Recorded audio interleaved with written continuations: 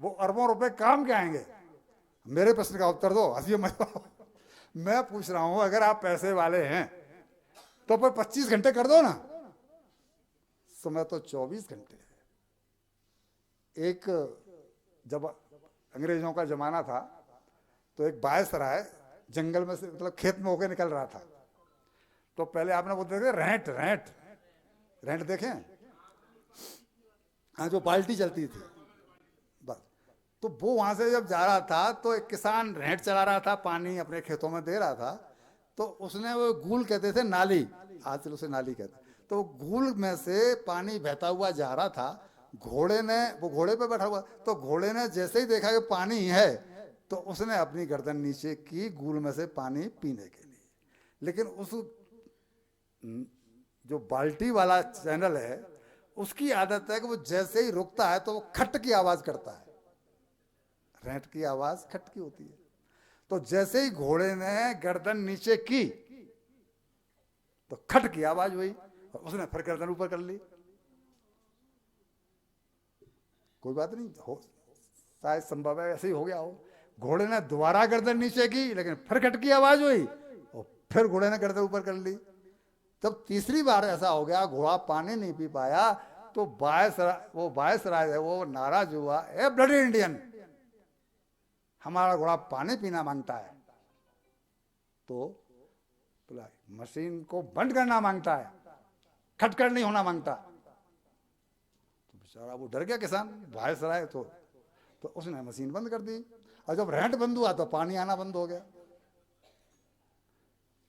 अब जब पानी आना बंद हो गया तो वो कहता है कि पानी डालना मांगता है, हमारा घोड़ा पानी पीना मांगता है।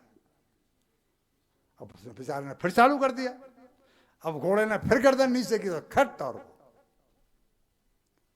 अंत में वो किसान बोला, सरकार हुजूर गलती की माफी, लेकिन अगर इस घोड़े को पानी पिलाना है तो इस खटपट में ही पिला लो, ये खटपट कभी बंद। समय की दुहाई दे करके अपने आप को धोखा मत दो। समय 24 घंटे के 25 घंटे कभी नहीं होने। एक श्वास हमारी कितनी भी हमारी हैसियत हो बढ़ा नहीं सकती, इसलिए इस खटपट में ही और एक कथा सत्संगों के लिए समय निकाल लो। मैं कथा को कथात्मक शैली में कहता हूं। कथा की दो शैली होती हैं, एक कथात्मक और एक मजात्मक। 90% वक्ता कथा को मजात्मक शैली में कहते हैं, इसलिए बातें बड़ी मीठी मीठी लगती हैं और मनोरंजन होता जाता है।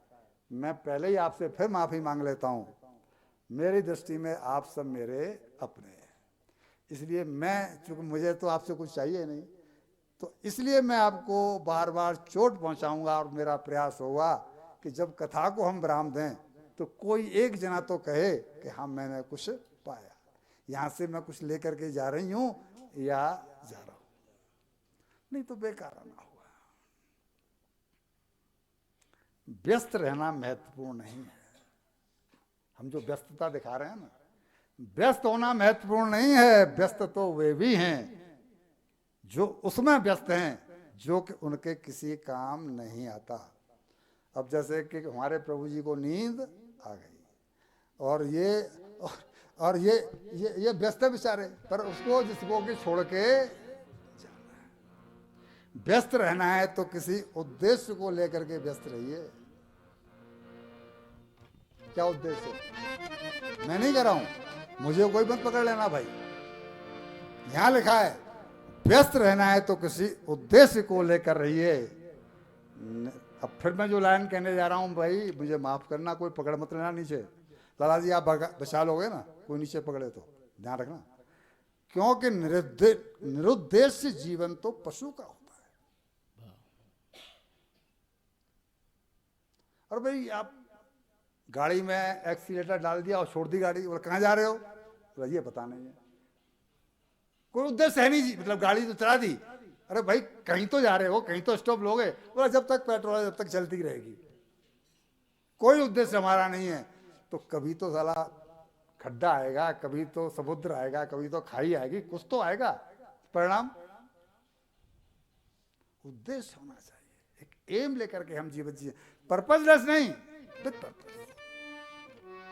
तब जीवन में बात बनेगी, वरना बात नहीं बन सकती। ये समय भी बेकार जाएगा और पैसा भी बेकार जाएगा। अभी तो जगाया था फिर सो गया,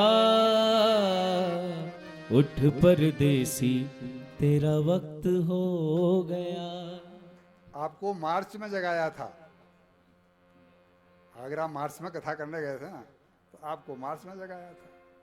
पंडित जी वही कह रहे हैं, किसी को हमें जुलाई में जगाया था, लेकिन फिर कह रहे हैं उठ जाग मुसाफिर भोर भई, अब रैन कहाँ जो सोवत है। उठ जाग मुसाफिर भोर भई, अब रैन कहाँ जो सोवत है। जो सोवत है सो खोवत है, जो सोवत है सो खोवत है। जो जागत है सो पावत है। उठ जा